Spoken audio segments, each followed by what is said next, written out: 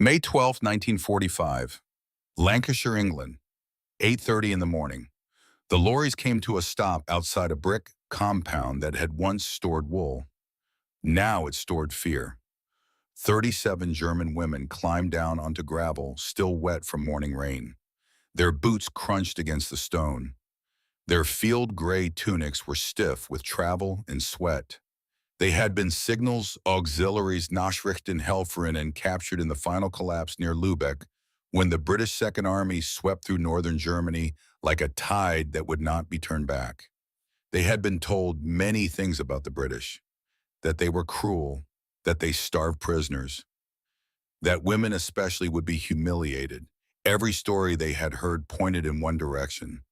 Suffering, every warning they had received carried the same message. Brace yourself, the gate opened. A young corporal stepped forward, cap in hand, and said in halting German, "Bitte hier entlang, please this way." They froze. Not at the word itself, but at the softness of it. At the absence of a shout, a shove, a slap. One woman, tall blonde, no older than 22, stared at him as though he had spoken a language from another world. Because in a way he had. They braced for shouting. The first word they heard was please. But this story is not as simple as a cup of tea and a kind word. Because among those 37 women, there was one who heard that word and felt not relief, but rage. One who saw courtesy and recognized or believed she recognized a weapon more dangerous than any rifle. One who would fight the kindness with everything she had. And one whose fight would nearly destroy the fragile peace forming inside those brick walls before it had a chance to take root. Her name was Renate Kessler, and her story is the one you will not be able to forget. 6 weeks before they became prisoners, they had been soldiers. The signals relay post sat on the outskirts of Lübeck in a requisitioned farmhouse surrounded by birch trees and mud. Inside, approximately 40 young women worked the communication lines for Wehrmacht units retreating westward. The work was technical, tedious, essential. They decoded messages, routed signals, relayed coordinates for divisions that were dissolving faster than ink and rain. They wore uniforms. They saluted. They believed to varying degrees in the cause they served. Among them were 5 women whose lives were about to become tangled together in ways none of them could have predicted. Ilse Brenner was 22 years old and she came from Dresden. She sat at the encoding desk each day with her hands moving automatically while her mind lived somewhere else entirely. Ilse had a habit that separated her from every other woman in the unit. She wrote things down, not codes, not coordinates, observations, thoughts, the quality of light through a dirty window, the way a colleague's hands trembled during an air raid, the particular silence that followed an explosion, a silence that was not really silence at all, but the sound of the world deciding whether to continue. She kept a leather-bound notebook tucked inside her uniform. Her father, a literature professor at the University of Dresden, had given it to her before she left home. Write what you see, he told her, someone should remember. That was before the bombs. Before February 13th, 1945, when Allied air raids turned Dresden into an inferno that consumed 25,000 lives in a single night. Ilse learned about it through a field radio. Fragmented reports. Fire. Casualties beyond counting. She did not know for months whether her parents had survived. They had, but survival, she would learn, came in degrees. Her father lost his right arm. Her mother, the concert pianist, who had played Chopin every evening in their apartment near the Elbe, survived physically, but was rendered mute by shell shock. The woman whose fingers had once drawn music from ivory keys would never speak again. Ilse did not know any of this yet. All she knew in May of 1945 was that she was alone with a notebook and a growing suspicion that everything she had been told about the world was built on sand. Margot Schiller was 24 and she came from Munich. She was the fastest typist in the unit. Her fingers flew across the keyboard as though they were trying to outrun something, and perhaps they were. Margot was sharp, funny, and relentlessly practical. She had joined the Nachrichten Helferinnen not out of ideology but out of economics.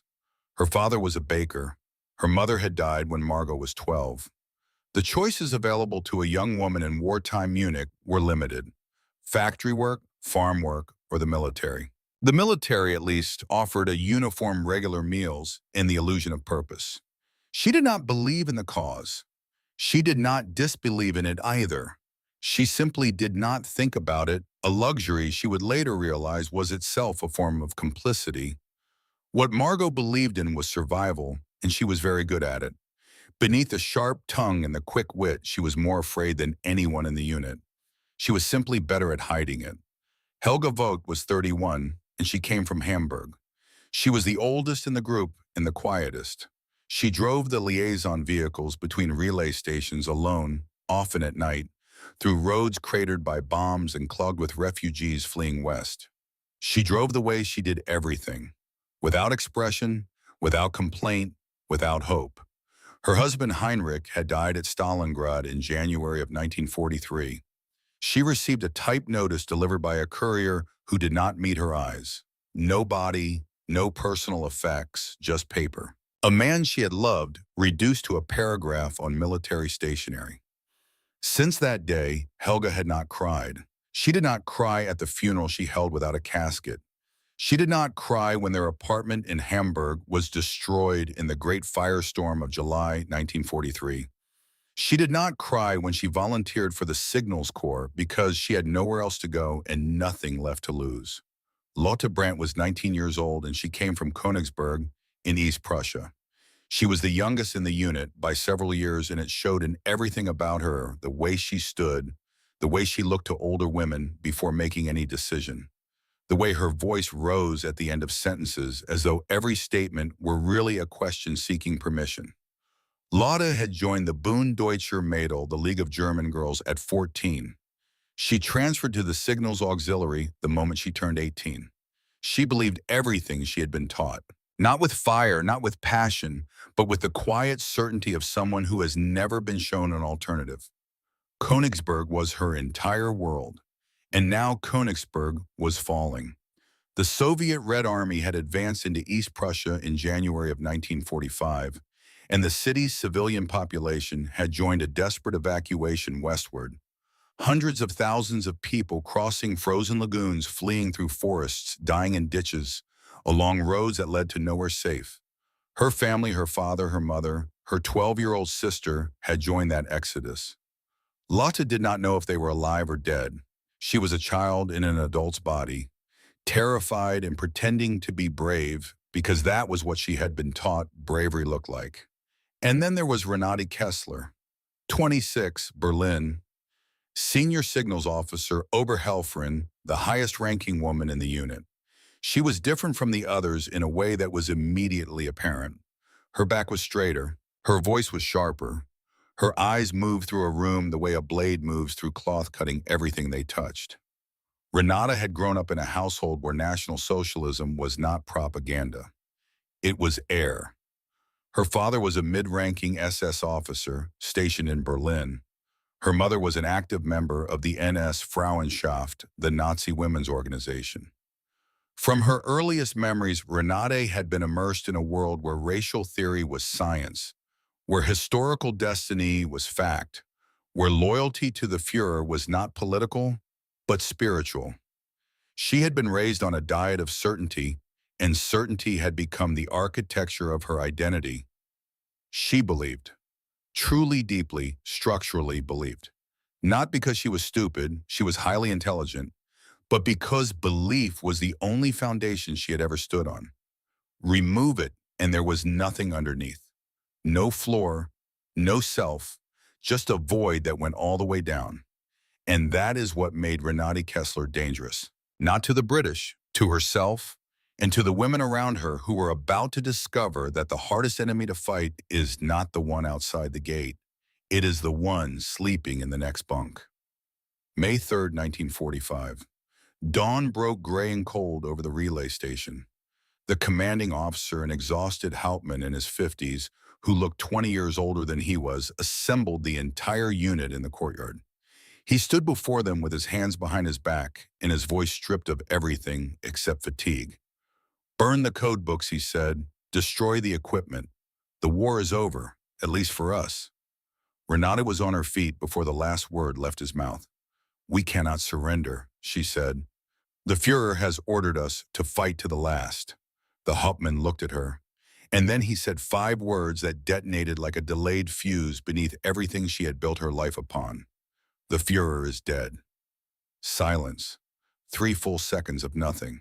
The courtyard, the birch trees, the mud, the women in their gray uniforms, all of it suspended in a single held breath.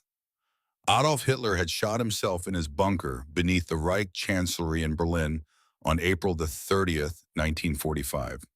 The news had filtered through military channels over the following days, fragmented, disbelieved, and confirmed. For most of the women standing in that courtyard, the news was the end of an abstraction, the death of a figure they had served but never known. For Renate, it was the end of the world. She sat down, her jaw locked. She said nothing more. But Ilse, watching from the doorway, saw something pass across Renate's eyes that she would describe in her notebook that night. It was not grief, it was not shock, it was refusal, as though she could reject reality itself simply by refusing to look at it. While the others burned documents in metal drums, smoke rising into the May sky like the ghost of the Reich itself, Ilse did something she could not fully explain. She slipped her leather notebook inside her underclothes. She did not know why she saved it. She only knew that she could not allow everything to disappear without someone having written it down. The British arrived without drama. No tanks, no firefight, no last stand. A column of vehicles rolled up the muddy road to the farmhouse and stopped. A lieutenant climbed out. His name was Edward Marsh. He was 28 years old, tall and thin, with a faded scar across his left cheek from a piece of shrapnel he had caught at Normandy almost a year before. Before the war, he had been a primary school teacher in a village outside Canterbury, a man more comfortable with chalk dust and children's laughter than with military command.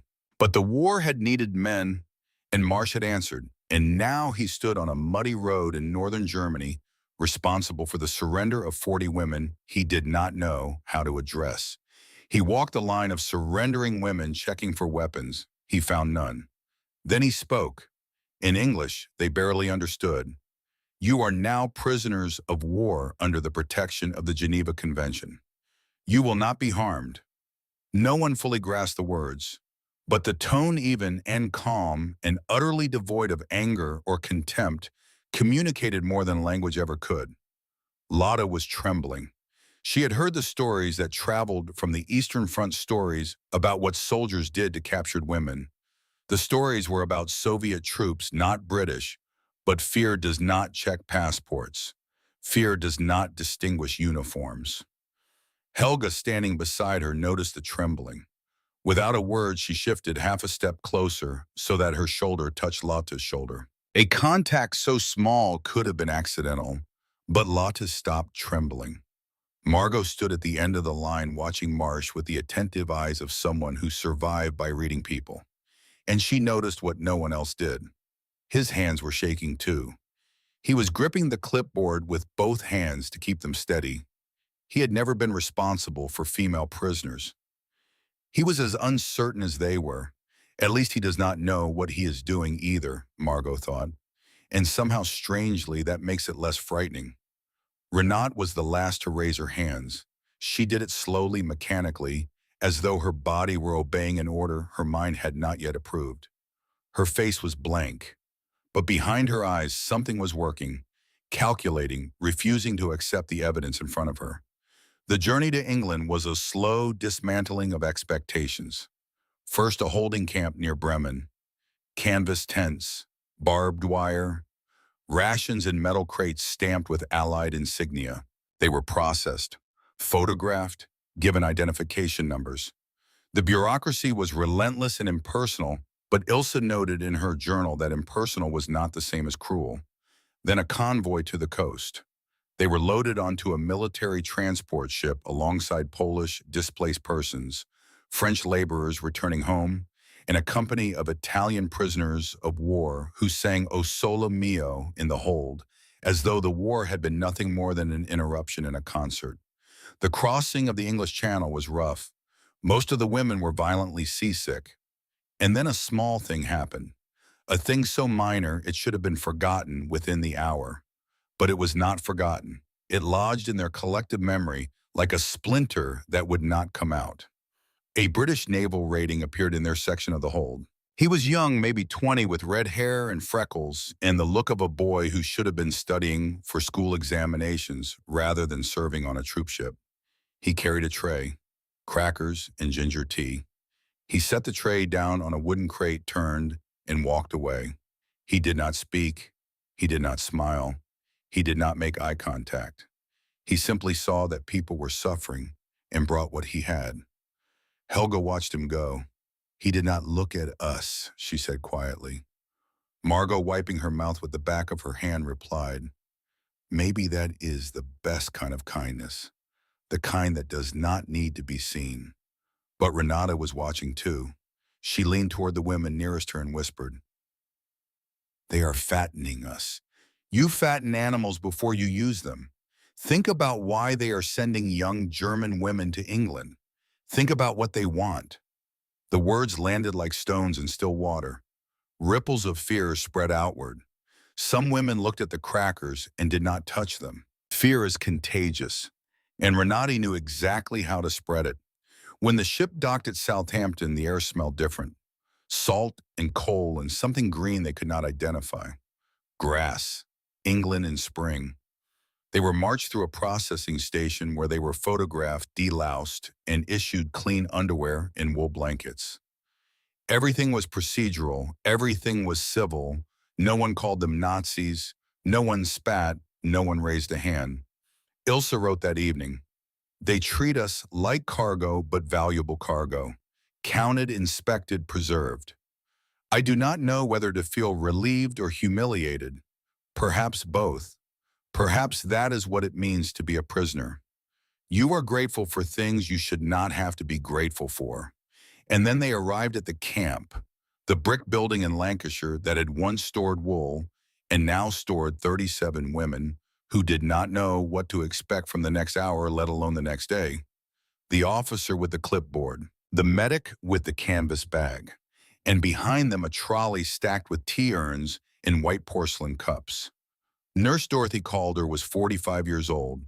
She had silver hair and kind eyes and hands that had dressed wounds on 3 continents. She set down her medical bag. She picked up a teapot. She poured the first cup slowly, deliberately, as though this were a Sunday afternoon social and not a prisoner intake at a military facility. Steam rose in the cold air. She held the cup out to the nearest woman. That woman was Ilse. Ilse took the cup. Her hands shook so badly the tea nearly spilled. She lifted it to her lips. The warmth entered her mouth first, then her throat, then her chest. Sugar. They had put sugar in it, and something inside Ilse Brenner broke open. Not into tears, not yet, into something harder to name. It was the collapse of every expectation she had carried across the English Channel. Every warning, every fear, every certainty about what the enemy would do. All of it dissolving in a single mouthful of sweet tea. One by one, the women took cups. Hands trembled, eyes glistened. The room filled with the sound of porcelain touching lips and the soft, uneven breathing of women who had braced for brutality and received instead a warm drink in a clean cup.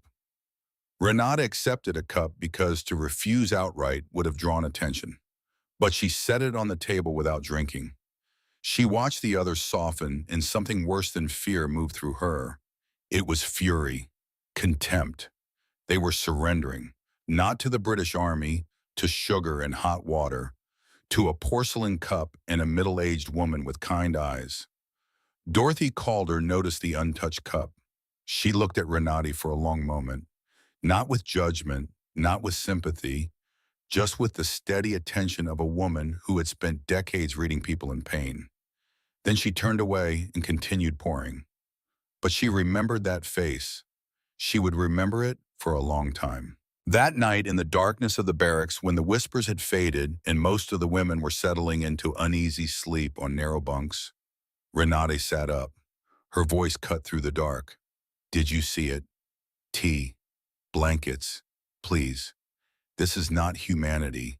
This is psychology. They want you soft. They want you grateful. They want you to forget who you are and where you come from. We are German soldiers. We swore an oath, and that oath does not dissolve in a cup of tea.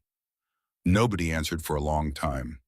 Then Margot's voice came from across the room, flat and tired. I do not care if it is psychology or Christmas morning. I have a clean blanket, and my stomach is not empty. You want to refuse refuse. Lotta said nothing. She pulled the wool blanket up to her chin, and for the first time in many weeks she fell asleep without dreaming of artillery. Helga stared at the ceiling. She thought about Heinrich. She thought about the typed notice that had reduced her husband to a paragraph. And she thought at least the paper the British use is for writing our names down, not for erasing us. And Ilsa in the bunk beside Renate wrote by moonlight in handwriting so small it was almost invisible. Renate says what a part of me also thinks, but the other part, the part that just drank hot tea for the first time in 2 months, that part does not want to listen. I do not know which part is right. I only know that the tea was warm and that I had forgotten what warm tasted like. But here is the thing Renate was not entirely wrong about. There was policy behind the kindness, and understanding that policy is essential to understanding everything that followed. And in 1940, the British War Office had issued a directive that shaped the treatment of every prisoner of war held on British soil. The core principle was 6 words long. Prisoners are soldiers, not slaves. The logic was threefold. First, security. A well-treated prisoner was less likely to riot, sabotage, or attempt escape. Second, diplomacy. Tens of thousands of British soldiers were held in German camps, and reciprocity mattered. Cruelty invited cruelty. Restraint theoretically bought protection. Third, morality. The British saw themselves as custodians of civilization, and civilization they believed was measured not by victory, but by conduct. By the war's end, Britain operated over 600 prisoner of war camps, holding approximately 400,000 German prisoners. The quality varied enormously. Some camps were harsh, some were negligent. Lancashire under Colonel R.C. Hargreaves was among the best. Hargreaves was a veteran of the First World War. He had served in the trenches of the Western Front and had carried the memory of that horror for 27 years. He had seen enough death to know that cruelty never stayed contained. It always spread. It always came home. He told his officers at their first briefing after receiving the female prisoners, these women wore uniforms and served their country, whatever country that was. We will treat them as we would want our own daughters treated if the positions were reversed. It was not sentiment. It was strategy wrapped in principle. The kindness was deliberate. It was calculated. It was policy. But that does not mean it was not real. Because here is the truth that Renate could not accept and that the women were only beginning to understand. A thing can be both strategic and sincere. A thing can be both calculated and kind. The two are not opposites. They are layers. And sometimes the strategy is simply to do what is right and trust that rightness has consequences. To the women in Lancashire, it felt like mercy. And sometimes feeling like mercy is enough. The rhythm of captivity is what breaks you. Not the fence, not the guards, not the rules. The rhythm. The ordinary, relentless, unbroken rhythm of days that arrive on time and end without violence. That is what no one warns you about. That is what no ideology can defend against. Reveille at 6:30, roll call at 7, breakfast at 7:15, porridge tea bread with margarine, sometimes jam, once a week an egg. The food was plain, but it was sufficient. No one went hungry. No one fainted from weakness. No one lay awake at night with a stomach twisting around itself. After years of war, after months of shrinking rations, and the constant gnawing anxiety of not knowing where the next meal would come from, the simple act of eating at predictable intervals was almost disorienting. Work began at 8. The shifts rotated: kitchen duty, laundry, mending uniforms. Tending the small vegetable garden behind the barracks where cabbages and carrots and turnips grew in neat rows that someone had planted with care. The labor was light, the supervision was minimal. Lieutenant Marsh checked in twice a day, morning and afternoon, walking through the work areas with his clipboard and the posture of a man who had never fully left the classroom behind. He never raised his voice. He never issued a threat. He had a peculiar habit that the women noticed within the first week. Each time he arrived, he would pause, clear his throat, and ask in clumsy German that mangled every vowel, "Alles gut, everything all right?" The answer was always the same: silence, or a nod, sometimes a shrug. But Marsh asked every single day, twice a day, without fail, without variation. As though the question itself were a kind of ritual, a small ceremony of recognition that said, "I see you. You are here. You are real."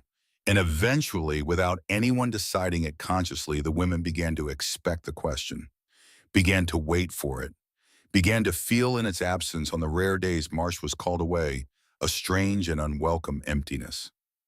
That is how rhythm works. It does not persuade. It does not argue. It simply repeats until the repetition becomes the architecture of your day. And one morning you wake up and realize that the structure you are living inside was not built by your captors. It was built by time itself, and time does not take sides. At noon lunch, at 6 in the evening, dinner, and in between the event that every woman in the camp waited for with a hope so fierce it was almost indistinguishable from dread. Mail call. It happened every afternoon at 3 o'clock. The women assembled in the corridor outside the camp office. They stood in a line that was always silent. A sergeant opened a canvas sack, sorted through envelopes, and began calling names. When your name was called, your face changed. Something inside it opened like a window thrown wide in a dark room. You stepped forward, took the letter, pressed it against your chest, and walked away. When your name was not called, your face changed in a different way. Something closed.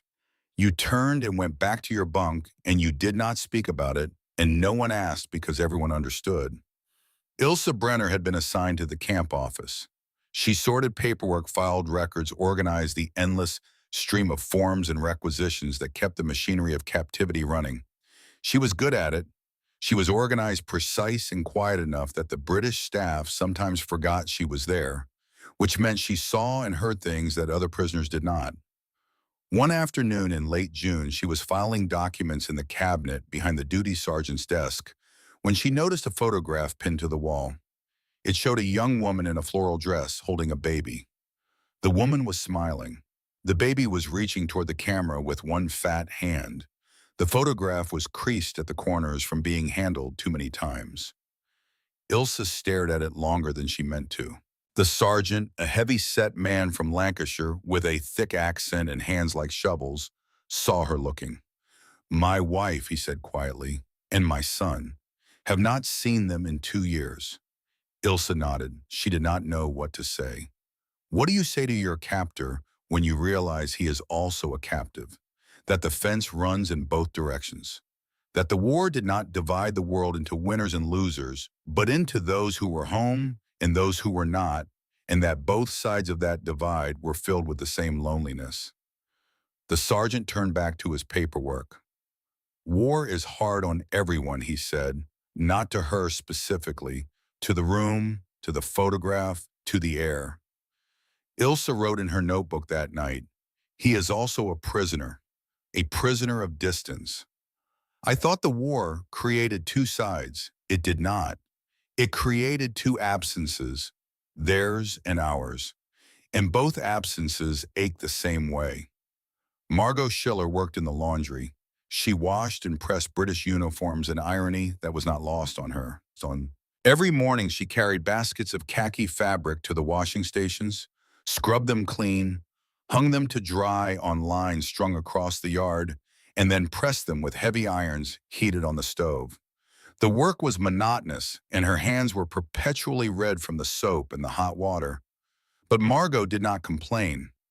Complaining required hope, and hope required the belief that someone was listening and Margot had not believed anyone was listening for a very long time.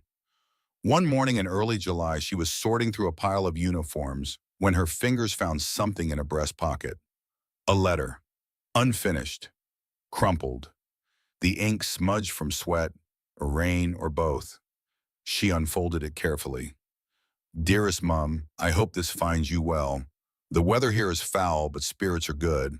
We had a football match last Sunday and I played goalkeeper, which was a terrible mistake as I cannot catch to save my life. Thompson says I should stick to making tea, which is probably right. I miss your shepherd's pie, something awful. I miss that was where it had stopped. Mid-sentence, mid-thought, a young man writing to his mother interrupted by something called away the letter forgotten in his pocket. Margot read it twice. Then she folded it with the same care she would have given a letter of her own and brought it to the corporal on duty. I found this, she said in the halting English she was beginning to piece together from overheard conversations, in the labels on supply crates. The corporal took it, glanced at it, and nodded. Thank you, he said. The next day, he brought her a packet of biscuits, digestives, wrapped in paper. He placed them on the folding table without a word and walked away.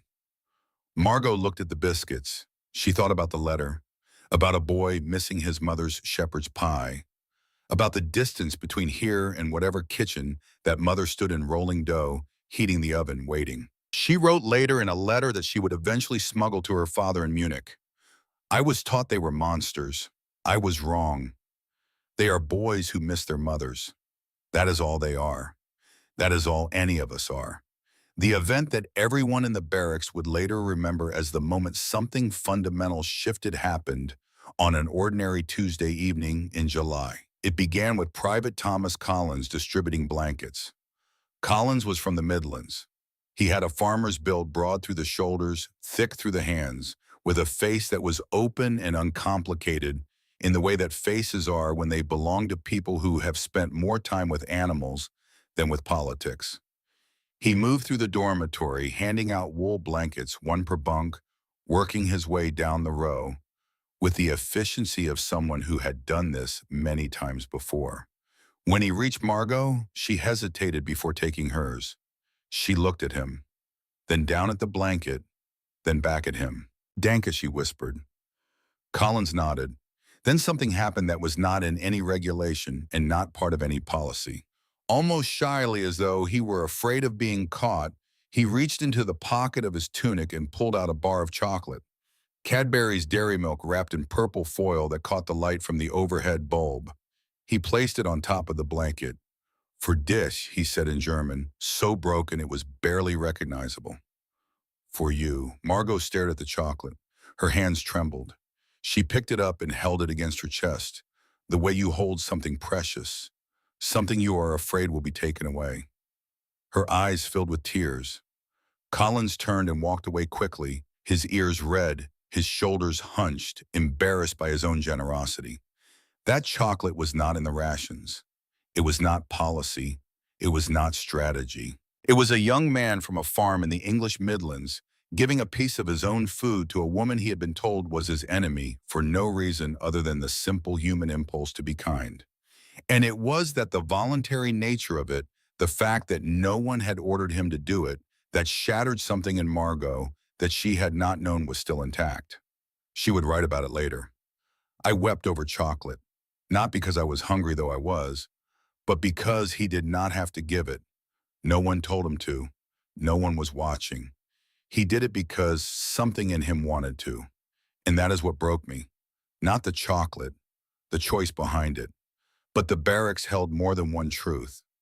And that night in the darkness, Renate Kessler's voice rose from her bunk. One bar of chocolate. That is the price of your dignity, Margot. One Cadbury's bar, and you weep like a child. Do you not see what they are doing? Every cup of tea, every blanket, every piece of chocolate. It is a transaction. They give you comfort, and you give them your soul. That is how they win, not with guns, with sugar. The silence that followed was long. Then Margot answered. Her voice was level, steady, almost gentle. My dignity has no price, Renata, but it can be returned. And sometimes it comes back in small things, in a blanket given without being asked for, in chocolate shared from someone's own pocket. You think that is weakness. Think it is the only strength that matters. Renate did not reply. But in the darkness, Ilsa heard Renate's bunk creak as she turned and turned again, unable to find rest. 2 days after the chocolate, a second small act of unexpected kindness occurred that only Ilsa witnessed. She was leaving the camp office in the late afternoon when she saw Collins distributing supplies to the barracks. He was handing out items from a box soap and toothbrushes and small personal effects. When he reached Ilsa's bunk, he placed the standard items on the mattress, and then just as he had done with Margot, he hesitated. He glanced around. Then he set a bar of chocolate on her pillow. Same purple foil, same Cadbury's. He moved on without a word. Ilsa picked it up. She held it. She turned it over in her hands. And she made a decision that she could not explain at the time and would not fully understand for years. She did not eat it. She placed it inside her locker between a folded shirt and the leather notebook. Not because she was not hungry, she was, but because the chocolate had become something other than food the moment it was given. It had become evidence. Evidence that a young man from a country she had been trained to hate had chosen without instruction, without reward, without anyone watching to give her something he did not have to give. An evidence Ilsa believed should be preserved, not consumed, preserved. She would carry that bar of chocolate for 3 years. She would carry it across the English Channel and through the ruins of Germany and into the small apartment in Dresden, where her father shelved books with one hand and her mother sat in silence by the window. She would never open it. It would become in a way she never articulated aloud the most important thing she owned, not for what it was, for what it proved. 3 weeks after the chocolate in the middle of a July thunderstorm, the power failed. The barracks went dark. Not gradually, not with a flicker and a warning, but all at once as though someone had placed a hand over the sun. Lightning flashed outside the high windows, throwing sharp white light across the room for a fraction of a second before the darkness swallowed everything again. Thunder cracked so close overhead that the walls vibrated. Rain hammered the roof with a violence that sounded personal, as though the sky were trying to break through. Women huddled on their bunks. Some whispered. Some held on to each other. Lotta pressed herself against the wall, knees drawn to her chest, eyes wide in the darkness. And then a shape appeared in the doorway. A guard, his face invisible, carrying a lantern. Brass frame, glass chimney. A single candle flame inside, small and steady, bending, slightly in the draft from the open door. He walked to the center of the room, set the lantern on the table that stood between the 2 rows of bunks, and left. He did not speak. He did not pause. He did not look at anyone. He simply placed the light and walked away into the storm.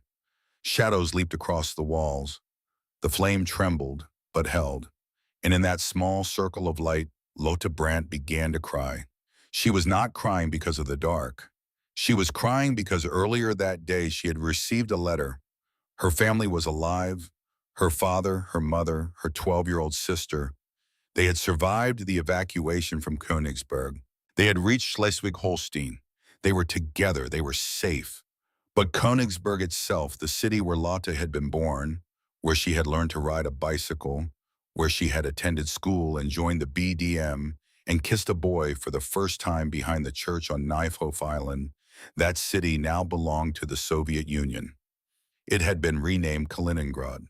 The street where she grew up no longer bore its German name. The house where she had slept as a child was occupied by strangers who spoke a language she did not understand. Her family was alive, but their home was gone. Not damaged, not destroyed, erased, replaced, as though it had never existed at all. Lotta cried for all of it, for the relief and for the loss, for the joy that her sister was breathing, and for the grief that the world her sister would grow up in was not the world Lotte had known. She cried the way young people cry, with her whole body without restraint, the sounds raw and ragged in the lantern-lit room. Helga Volk rose from her bunk. She crossed the narrow aisle. She sat down beside Lotta on the edge of the mattress. She did not say it will be all right. She did not say anything at all. She simply sat there in the wavering light and placed her hand on Lotta's shoulder. It was the first time since Heinrich's death that Helga had reached out to touch another person. 2.5 years of keeping her hands at her sides, of holding herself at a careful distance from the warmth of other bodies, as though warmth itself were something she no longer deserved. And now her hand rested on the shoulder of a weeping girl, and she did not pull it away. That is what kindness looks like, Helga thought. Not grand gestures, not speeches, a small flame in the dark, a hand on a shoulder, the willingness to sit beside someone else's pain without trying to fix it. And there is one more detail from that night. Renate was watching the lantern. From her bunk in the far corner, her face half in shadow, she was looking at the flame with an expression that did not belong on her face. For one unguarded moment, the armor was gone. She looked like a woman who was very tired and very alone and very far from anything that felt like home.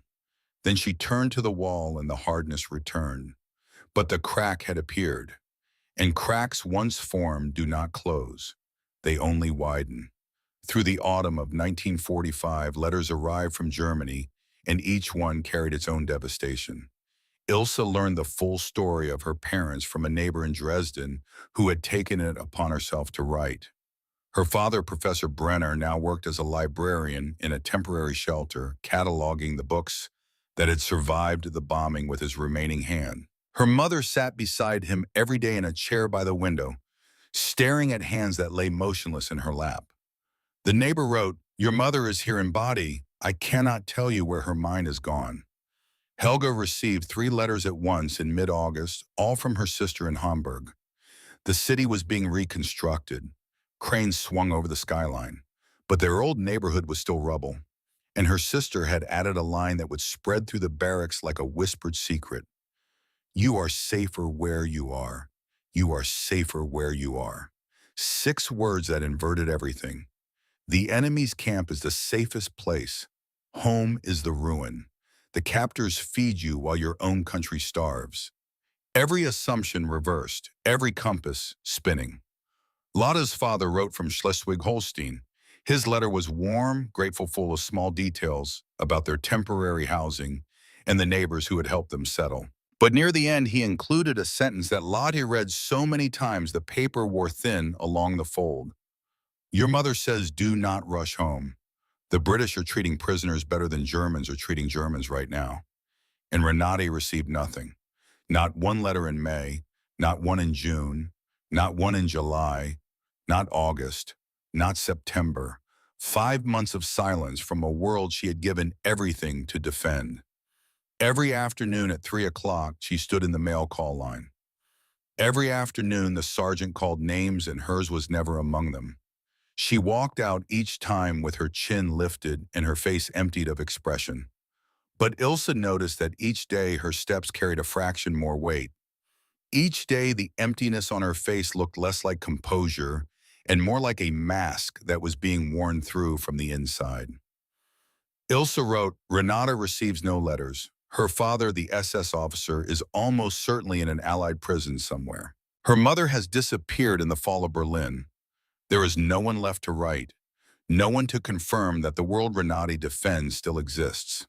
And I am learning something in this camp that no school ever taught me. Ideology cannot survive solitude. It needs an audience. It needs other voices saying, yes, you are right, keep going. Without those voices, belief does not collapse. It starves." By September, something had shifted that was difficult to name but impossible to miss. The women no longer flinched when a guard approached. They made eye contact. They spoke carefully, cautiously to the kitchen staff. They began to ask a question that had no safe answer. "Why do you treat us this way?" The responses varied. Some guards shrugged. Some said it was orders. One, a private from Leeds, said he did not think about it much and would she like more tea. But Corporal James Davies, the Welshman from the Rhondda Valley, who had lost his brother at El Alamein, in 1942 and who left newspapers on laundry tables without ever mentioning it, said something that would be repeated in the barracks that night and for many nights afterward. Because it is right. 3 words. No explanation, no philosophy, no justification. Just a statement of fact delivered in a Welsh accent as plain and sturdy as the hills he came from. The women debated those 3 words in the darkness. Margot said, "Maybe right does not need a reason. Maybe right is the reason," Ilsa said. Or maybe right is what is left when you strip away everything else. Lotta, quiet and uncertain, said, "In the BDM, they also told us we were doing what was right." And Helga, who rarely spoke in group conversations, whose voice startled people when they heard it because it came so seldom, said, "The difference is this: they told us what right was. This man does not tell. He just does." Renati lay on her bunk facing the wall and said nothing. But she was listening. Every word. Late September, nearly 5 months without a letter. Renati had grown thinner. Not from hunger. She simply ate less. She slept poorly. The sharp tongue that had once cut through every conversation was quieter now. Not because she had nothing to say, but because the energy required to maintain certainty was draining away mail call by empty mail call. One night Ilsa woke to a sound so small it could have been imagined. She lay still listening. It came again, a breath that caught, a swallow, the almost inaudible tremor of someone trying very hard not to make a noise. She turned her head. Renata was sitting upright on her bunk, in the dark. Her hands were in her lap, her shoulders were shaking, and tears were running down her face in absolute silence. She cried the way a person cries who has not cried in years, who has spent so long building walls against grief that when the grief finally breaks through, it comes without sound, just water finding its way through stone. Ilsa did not speak. She did not reach across. Instead, she did the only thing she could think of. She extended her hand and placed it palm down on the edge of Renati's mattress. Not touching, not holding, just present. A signal. I am here. I am awake. You are not alone in this. Renati looked at the hand. The tears continued. She did not take it. She did not push it away.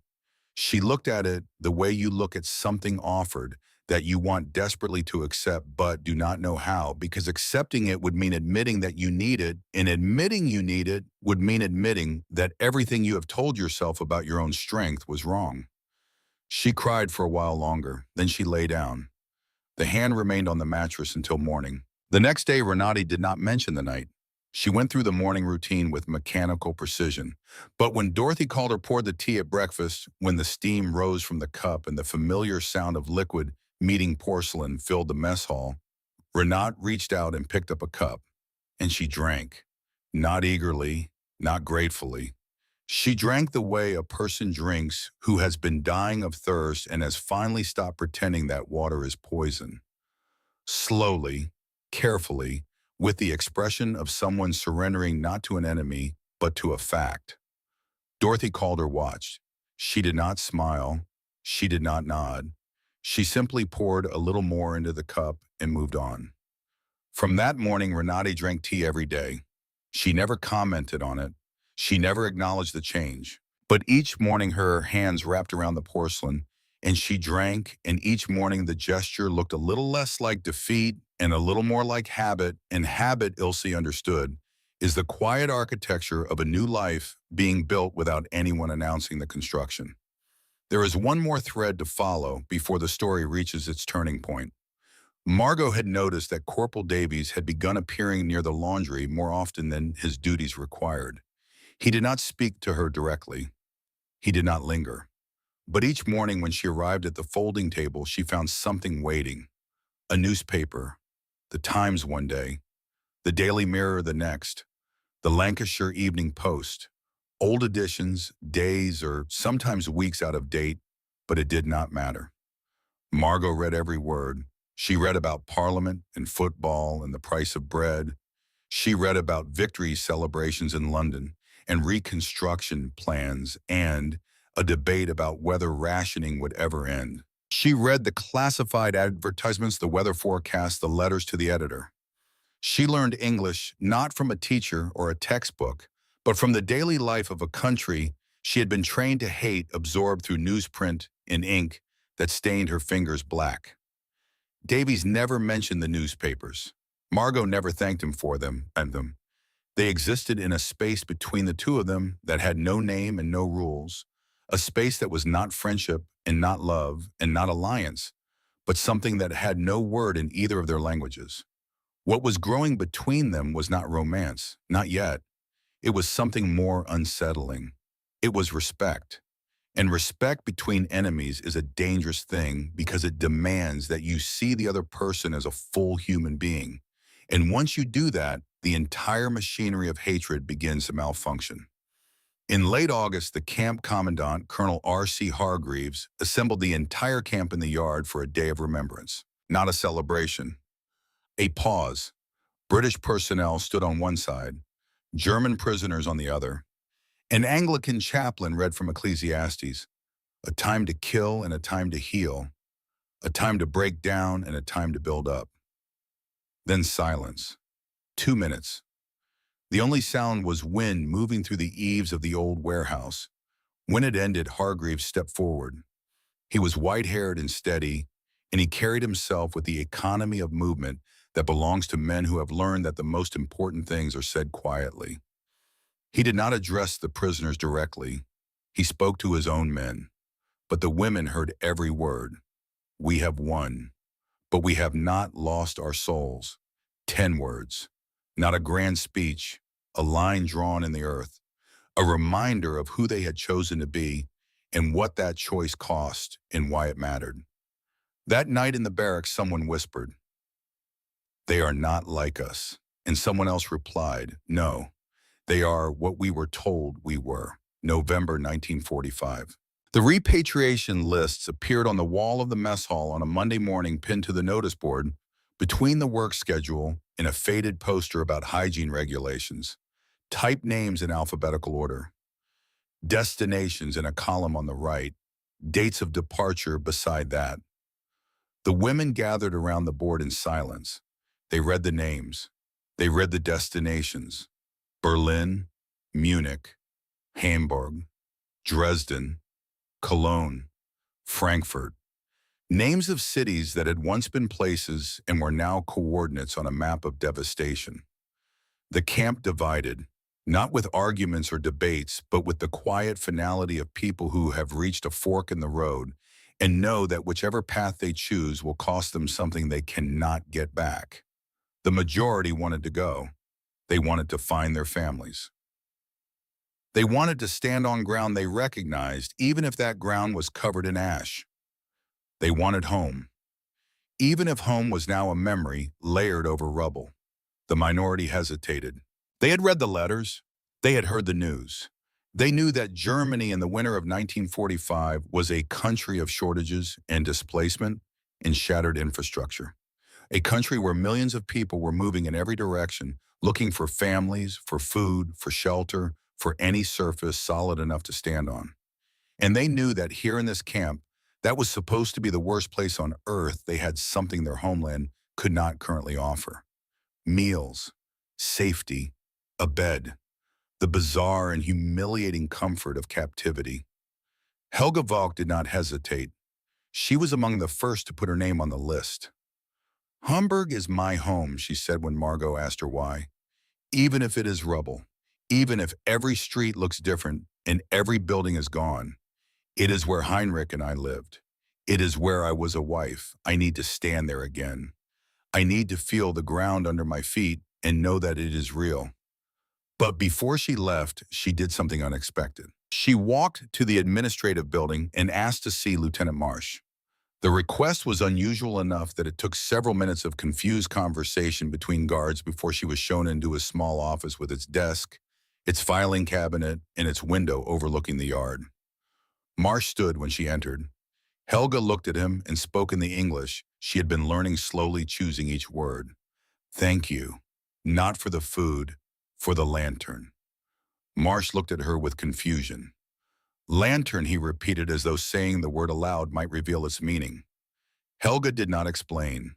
The lantern was hers. The meaning it carried was hers. She had watched a man set a light on a table in the middle of a dark room during a storm and walk away without asking for anything. And that image had become the standard against which she would measure every act of human goodness she encountered for the rest of her life. She did not need Marsh to understand it. She only needed to say it. She nodded once, turned, and walked out. Lotta Brandt wanted to go home. Her family was waiting in Schleswig-Holstein, and every part of her ached toward them. But she was paralyzed. She was 20 years old now, but she felt no older than she had at 19. Every decision in her life had been made by an institution. The BDM had told her what to believe. The Wehrmacht had told her where to go. The camp had told her when to eat and when to sleep. She had never chosen anything for herself. The prospect of walking out through the gate and into a world without orders was terrifying. Helga saw it. She had been watching Lotta since the day the girl had trembled beside her in line. She had watched her cry in the lantern light. She knew that Lotta could not do this alone. "You will not go by yourself," Helga said. "I will travel with you as far as Hamburg. Then you take the train north." Lotte looked at her. Her eyes were wet, but her chin was steady. She nodded. And for the first time in her life, she was not following an order. She was accepting an offer. There is a difference between those two things that is larger than any ocean. Ilse Brenner stood in front of the repatriation list for a long time. She thought about Dresden, about her father sorting books with one hand, about her mother in a chair by a window staring at silent hands. She knew she should go, but the notebook was not finished. The story was not complete. She decided to stay until the spring of 1948. Not indefinitely, long enough to see how the story ended. Long enough to fill the remaining pages. Long enough to honor the promise she had made to her father before the bombs. Write what you see. Someone should remember. Margot Schiller's decision detonated in the barracks like a silent explosion. She was not going back. She told the women on a Tuesday evening she was staying in England. She had written to her father. The letter was already sent. The reasons she gave were practical. Here she was fed. Here she was safe. Here she was treated as a person. In Munich, she did not know what waited. The reason she did not give, the reason that everyone knew and no one spoke aloud, was James Davies. The newspapers. The English she was learning through newsprint and small talk over folding tables. A door that had opened and that Margot would not close. And then there was Renate. Renate Kessler stood before the repatriation list on the day it was posted, and she remained there on after everyone else had moved away. She read every name. She read every destination.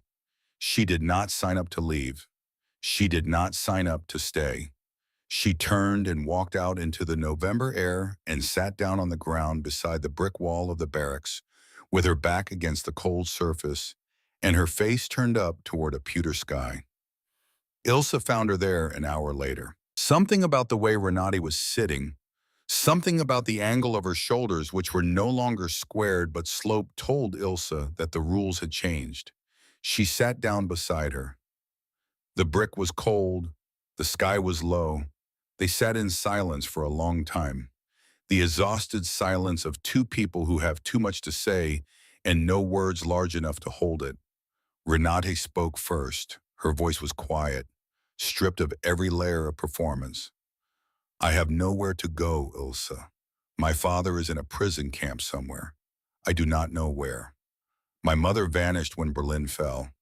I have written to every agency, every Red Cross office, every displaced persons registry. Nothing. She is gone, swallowed by the case, one of millions who walked into the smoke and never came out the other side." She paused. The wind moved across the yard. "And everything I believed, everything I was raised on, everything I built my life around, it was a lie, not a small lie, not a misunderstanding, a lie so enormous that I cannot see the edges of it." Another pause. "But if everything was a lie, then who am I? If the foundation was false, then what stands on it? What is left of me when you take away everything I was taught? Ilse sat with the question. She understood that some questions are not asking for answers.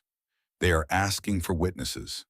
They are asking for someone to hear them spoken aloud so that the person speaking can know that the question is real, that it exists outside the walls of their own skull.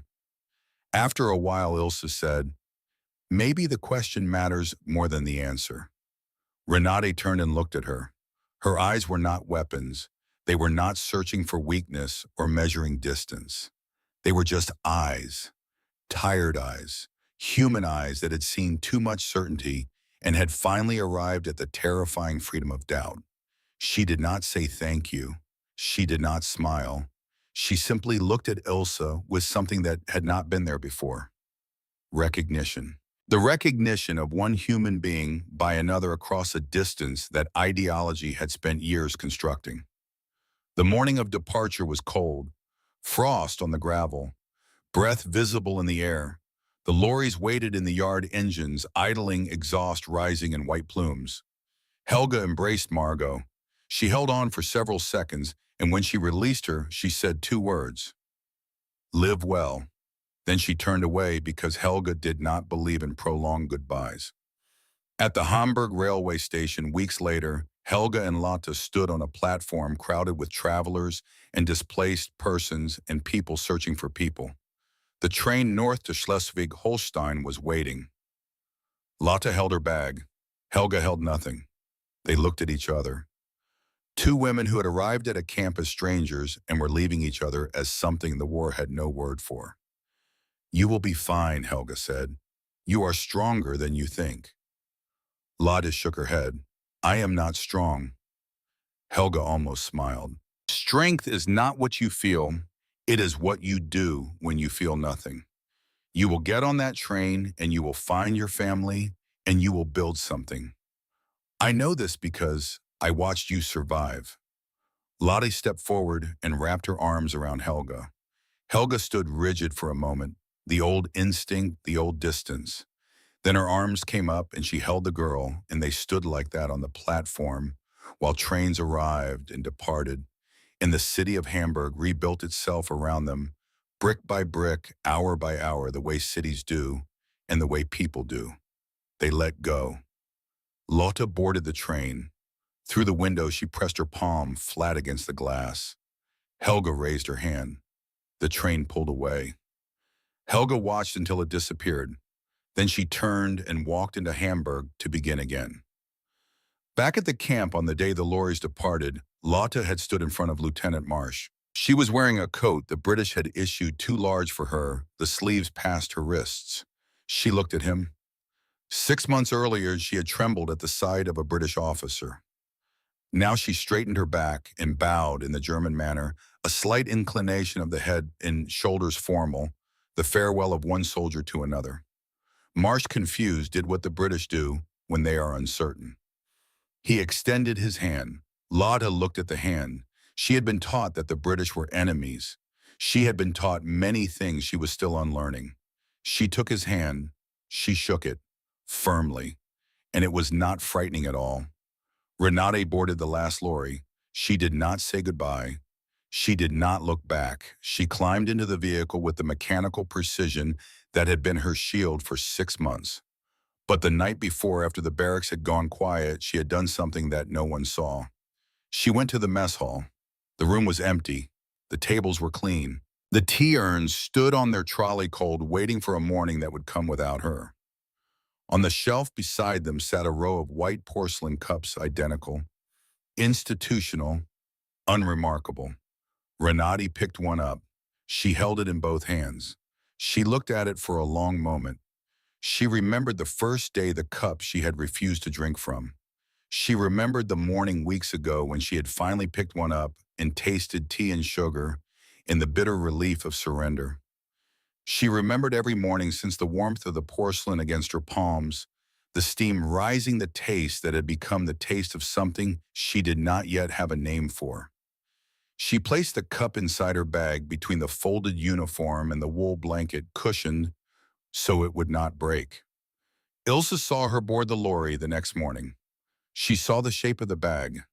She knew what was inside it. She wrote the last line she would ever write about Renate Kessler. She took the teacup. She will never tell anyone why. She will never admit what it means. But she took it, and I think that is how change really works. Not with declarations or dramatic revelations, but with a quiet act in an empty room, a cup placed in a bag, a decision made in silence, the small private acknowledgement that something you received from someone you were supposed to hate has become something you cannot leave behind. The lorry pulled away. The yard was quiet. The story of the camp was ending, but the stories of the women were just beginning. Margot Schiller stayed in England. In 1946, she was transferred from the camp to a farm in Yorkshire, one of approximately 25,000 German prisoners of war who worked in British agriculture during the post-war years. She picked potatoes and milked cows and learned to drink tea with milk, a practice she had initially found barbaric and eventually found indispensable. In 1947, she encountered James Davies at a village dance in a hall decorated with bunting. He was wearing a suit that did not fit properly, and she was wearing a dress borrowed from the farmer's wife. They danced twice, they spoke for an hour. He walked her back to the farm, and they stood at the gate in the dark for 20 minutes, neither willing to be the first to say goodnight. They married in 1948 after the ban on marriages between prisoners of war and British citizens had been lifted the previous year. The ceremony was small, a registrar's office, 2 witnesses. Margot's father wrote from Munich that he wished he could attend but could not afford the journey. Davies's mother came from the Rhondda Valley and cried through the entire ceremony, not from sadness, but from the overwhelming strangeness of watching her surviving son marry a German woman, while the memory of her dead son lay between them all, like a shadow that no one mentioned and everyone felt. Margot learned to bake scones. She never perfected them. Davies told her every Sunday that they were the best he had ever tasted, which was a lie, but it was the kind of lie that marriages are built on. She lived in York. She read the Times every morning at the kitchen table. She grew old in a country that had once been enemy territory and became simply home. She never went back to Munich. Helga Vogt returned to Hamburg and found a city rising from its wounds. Cranes everywhere. Scaffolding on every corner. The sound of hammers from dawn until dark. She walked through streets that were familiar in outline, but unrecognizable in detail. She took a job with the British Occupation Authority as a translator, converting the English she had learned in captivity into a livelihood. In 1950, she married a construction engineer named Walter, a quiet man with large hands who was helping rebuild the harbor district. In 1952, she gave birth to a daughter she named Katerina. In 1961, when Katerina was 9, Helga took her to an exhibition at a museum in Hamburg. The exhibition was about prisoner of war camps. Photographs lined the walls, documents in glass cases. Helga walked slowly through the rooms holding Katerina's hand, and then she stopped. One photograph, grainy black and white, showed a group of women standing in a yard. They wore gray uniforms. Behind them, a brick building with high windows. Helga recognized herself in the second row, younger, thinner, with the blank expression she had worn for 2.5 years after Stalingrad. Katerina tugged her hand. "Mama, what was it like?" Helga looked at the photograph for a long time. "It was the first place," she said quietly, "where I was not afraid." Lotta Brandt arrived in Schleswig-Holstein and walked into her parents' arms on a railway platform crowded with other reunions. Her mother held her so tightly Lotta could feel bones beneath the skin. Her mother, who had aged 10 years in one, who smelled like soap and boiled cabbage and something else that Lotta identified after a moment as simply home. She did not speak much about the camp in the years that followed. She was not secretive. She simply found that the experience resisted conversion into anecdote. How do you explain to someone who was not there what it felt like to be handed a cup of tea by the enemy? How do you describe the weight of a chocolate bar given freely by a farm boy from the Midlands who blushed when you thanked him? But for the rest of her life, whenever someone made a sweeping statement about enemies, about foreigners, about the inherent cruelty of another people, Lotte would pause. She would wait until the speaker had finished, and then she would say in a voice that was quiet but carried the authority of someone who had been there, "I was there. It was not like that." She became a primary school teacher in a village near Flensburg, close to the Danish border. When asked why she had chosen teaching, she said, "Because I want children to know more than I knew at their age. I was 19 years old and I knew almost nothing that was true. I want to do better. I want them to have a chance to do better." Ilse Brenner stayed in the camp until the spring of 1948. She completed the notebook. It was thick by then, the spine cracked, the leather cover soft from years of handling, every page filled with handwriting so small it required a magnifying glass to read comfortably. She had documented over 1,000 days of observations. Not a diary, not a memoir, a record, a witness statement addressed to no one in particular and to everyone. When she left, she carried three things: the notebook, a photograph of the camp that a British officer had given her, black and white, slightly overexposed, showing the barracks in the yard and the brick wall where Renate had sat on that November afternoon, and the bar of Cadbury's chocolate still in its purple foil unopened, 3 years old and still intact. Evidence preserved. She returned to Dresden. She moved into her father's apartment and took over the household. She cooked. She cleaned. She helped him in the library shelving books alongside a man who did with one hand what most people struggled to do with two. And every evening after dinner, she sat beside her mother's chair by the window and read aloud from the notebook. Her mother never responded. Her eyes did not move. Her hands did not stir. She sat in the chair as she had sat for years, silent, unreachable, locked inside a place that no voice could penetrate. But Ilse read anyway. She read about the camp and the tea and the lantern and the chocolate and the women who left and the women who stayed. She read the whole story from beginning to end, and then she started again. She did not know if her mother heard. She chose to believe she did. Many years later, when Ilse was in her 70s, a researcher from a German oral history project contacted her. He was compiling testimonies from women who had served in the Nachrichtenhelferinnen. Ilse agreed to be interviewed. They sat in her apartment in Dresden, the same apartment, the same window where her mother had once sat. The researcher placed a tape recorder on the table. He asked many questions. Ilse answered them all with the precision of a woman who had spent her life paying attention. At the end, he asked, "What do you remember most?"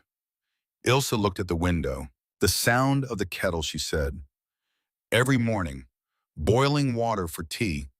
It was the sound of order, of normality, of a world that had not ended. She paused. In the war, there was no kettle. There was no routine. There was only the next explosion and the silence after it, and then the next explosion. But in the camp, every morning, someone boiled water. And the sound was always the same. And after a while, I stopped hearing it as a sound and started hearing it as a promise. A promise that today would be like yesterday, that there would be tea, that there would be order, that the world was still turning. She paused again. I had forgotten that such a sound existed, and when I heard it again, I wept. And Renate Kessler, Renate was repatriated to the British occupation zone in Germany in early 1946. She appears on a registration form in Berlin, dated April 1946, listing her occupation as unemployed and her address as a temporary shelter in the Charlottenburg district. She appears again on a work permit issued in September of the same year. After that, the trail grows sparse. She does not appear in marriage records or census documents. She becomes a gap in the archive, a name without a continuation. But in the files of the Lancashire camp transferred to the Imperial War Museum in 1973, there is a letter. It is addressed to the camp, postmarked Berlin, dated March 1947, written in English that is careful and correct. "I write to inform you that I am alive and in good health.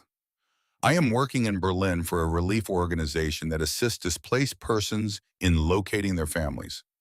The work is difficult, but it is necessary. There are many people searching. There are many people lost. I help them find each other when I can. I do not know why I chose this work. I have thought about it often. I believe it is because someone once did something for me that I did not deserve and did not ask for and did not understand at the time. Someone placed a light in a dark room during a storm and walked away without waiting to be thanked. I did not know then what that meant. I think I am beginning to understand now. I do not expect a reply. I only wanted someone there to know. The letter is unsigned, but the handwriting has been compared with the registration forms held in the Berlin archives, and the match is consistent. Renata Kessler, the true believer, the one who refused the tea, the one who called the chocolate a bribe and the blankets a tactic and the courtesy a weapon, the one who held on to her ideology with white knuckles while everything around her dissolved. The one who cried in the dark and let a hand rest on the edge of her mattress and drank the tea one morning because she could not refuse anymore. She became a woman who helped strangers find their families. She spent her days in the rubble of Berlin, sorting through lists and records, matching names to faces, reuniting children with parents and husbands with wives. She did this work in a city that had tried to rule the world and had destroyed itself instead. And she did it because someone once placed a lantern on a table during a storm and walked away without asking for anything in return. The camp in Lancashire was decommissioned in 1949. The building returned to private ownership. It became a warehouse again, then offices, then apartments. The yard where 37 women stood on a wet morning in May 1945 is now a car park. There is no plaque, no monument, no sign. The building does not remember. The gravel does not remember. But the letters remember. The notebooks remember. The diaries and testimonies preserved in archives, in attics, in museum filing cabinets remember. And through them, the voices of those women still speak, quietly, without decoration, with the authority of people who were there and who saw what they saw and who refused to let it be forgotten. In the camp archives pinned to the inside of a manila folder, there is a handwritten note, unsigned, dated March 1946. They expected punishment. They found process. They feared vengeance. They received fairness. That is how you defeat an ideology. Not with a bullet, with a blanket, not with a speech, with a cup of tea, not with force, with the daily repetition of small dignities until the person receiving them can no longer remember why they were supposed to hate the person offering them. The tall blonde woman who took the first cup of tea on that May morning never wrote her name in the records.